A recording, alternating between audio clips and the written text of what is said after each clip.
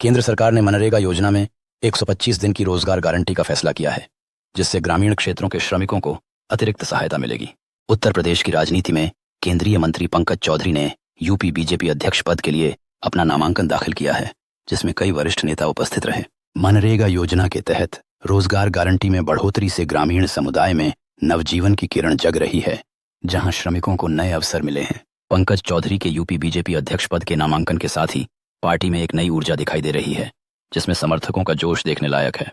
ग्रामीण समुदायों में मनरेगा के तहत रोजगार गारंटी से सहयोग और सामूहिक प्रयासों की भावना मजबूत हो रही है, जिससे हर किसी को फायदा पहुंच रहा है। पंकज चौधरी के नेतृत्व में उत्तर प्रदेश बीजेपी समर्थकों में नई ऊर्जा और आशा का संचार होता दिख रहा है, जिसमें सभी एकजुट होकर आगे बढ़ने के लिए तैयार हैं। केरल में हुए निकाय चुनाव के परिणाम सामने आए हैं, जिसमें कई स्थानों पर एनडीए और विशेष रूप से बीजेपी ने ऐतिहासिक बढ़त दर्ज की है। यह केरल की पारंपरिक राजनीति में एक बड़ा बदलाव माना जा रहा है, खासकर तिरुवनंतपुरम जैसे क्षेत्रों में।